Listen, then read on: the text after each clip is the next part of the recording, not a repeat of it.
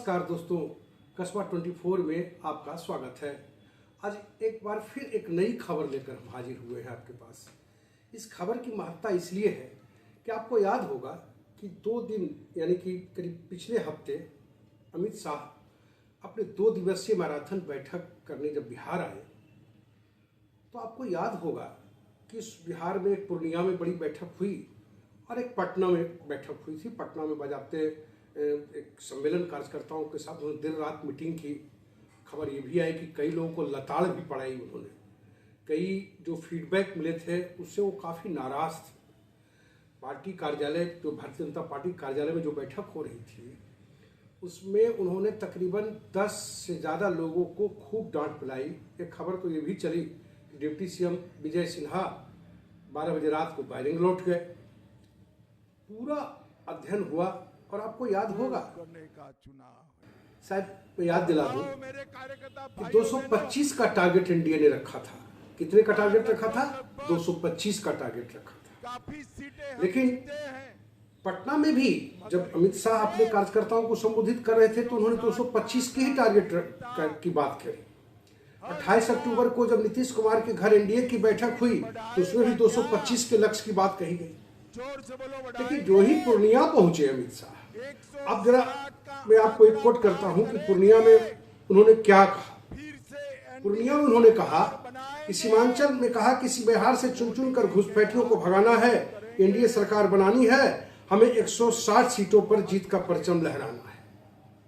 भाई सवाल है कि 225 की बात करने वाले पटना में 225 और उसके बाद जो ही पहुंचते हैं तो जीत का टारगेट 160 कर दिया। अब इसके मायने समझिए कि आखिर ऐसा क्या हुआ। देखिए, अमित शाह में एक बात तो है कि अपना टारगेट, और याद है ना 400 की बार 400 पार। 400 पार का हासिल क्या हुआ ये भला अमित शाह से जो बढ़िया कौन समझ सकता। इसीलिए कि विपक्ष कहीं एक नैरेटिव न सेट कर दे, इसलिए इसको जो वास्तविक लक्ष्य था, जो लगा उनको कि इससे ज्यादा हम पार नहीं पाएंगे, 160 का लक्ष्य रखा है। मित्रों, ये चुनाव बिहार को प्रगति के रास्ते पर ले जाने का चुनाव है। बिहार से घुसपैठिए को निकालने का चुनाव। ये चुनाव लालू राज फिर से ना आए, जंगल राज फिर से ना आए, इसके लिए का चुनाव है। और ये चुनाव देश को मजबूत करने का चुनाव है, मोदी जी को मजबूत करने का चुनाव है। मुझे बताओ मेरे कार्यकर्ता भाइयों बहनों, यहां लगभग काफी सीटें हम जीते हैं, मगर इससे 160 का आंकड़ा नहीं बनता। हर जिला अपनी सीट बढ़ाएगा क्या? जोर से बोलो, बढ़ाएंगे? 160 का आंकड़ा पार करेंगे, फिर से एनडीए सरकार बनाएंगे, मोदी जी के हाथ मजबूत करेंगे। दरअसल प्रशांत किशोर के फैक्टर बन जाने के बाद जब अमित शाह रात भर जब 2 दिनों की मैराथन बैठक उन्होंने की तो उन्होंने पाया कि हम कुछ ज्यादा ही बोल रहे हैं और लगा कि जैसे चिराग पासवान आ गए तो पार्टी एनडीए को लग रहा था कि अब तो सारी चीजें 6% और ऐड हो गया हमारे वोट में। लेकिन जब उन्हें पता चला कि प्रशांत किशोर भी एक फैक्टर है, जितना परसेंट चिराग से हम ले रहे हैं हो सकता है उतना परसेंट हमारा कट के उधर चला जाए, तो ये कहीं ना कहीं इस बात को अमित शाह ने भी भांप लिया है।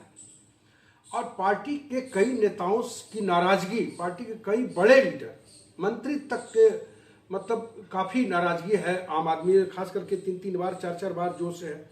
एक और कारण बताओ, आपको याद होगा 2020 के विधानसभा चुनाव में एनडीए गठबंधन और महागठबंधन में मात्र 11,150 वोटों का ही अंतर था। अब जरा आकलन कीजिए, तो अमित शाह कोई ऐसे ही थोड़ी है कि उन्होंने 225 से 160 कर दिया। और 6% वोट जब चिराग का जोड़ने हैं, उसके बाद भी लग रहा है जब प्रशांत किशोर एक फैक्टर बने तो वो कहीं न कहीं परेशानी का सबब बना है।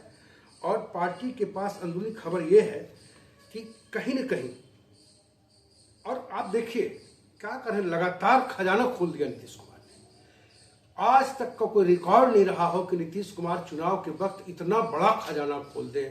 महिलाओं को 10,000, पत्रकारों को 15,000 पेंशन कर दिया, फिर उसके बाद आंगनबाड़ी सहायिका सेविका का मानदेय बढ़ा गया। तो कहीं न कहीं पूरे अध्ययन में अमित शाह को ये लग गया कि 225 का लक्ष्य शायद हम भेद पाएँ, इसलिए उन्होंने अपना टारगेट घटाकर 160 कर दिया है। और दूसरी सबसे बड़ी बात बताऊं कि मुगालते में जिस तरह से एनडीए है कि मेरे पूरा तो चिराग पासवान आ गए तो पूरा तो हमारे ही पाले में है, ऐसा नहीं है। कड़ी लड़ाई होगी, कांटे की लड़ाई होगी एनडीए और इनके बीच में। अब बड़ा सवाल यह है कि प्रशांत किशोर जो फिलहाल फैक्टर बने हुए हैं, चुनाव के वक्त कितना फैक्टर बन पाएंगे ये देखना होगा। अगर वो बड़ा फैक्टर बन गए तो मुझे लगता है कि मतलब जो मार्जिन है ना 2 सीट का रह जाए, उसी में कोई बाजी बात नहीं। बहरहाल आज के लिए बस इतना ही, बाकी आने वाली खबरों में फिर मिलेंगे आपसे, तब तक नमस्ते।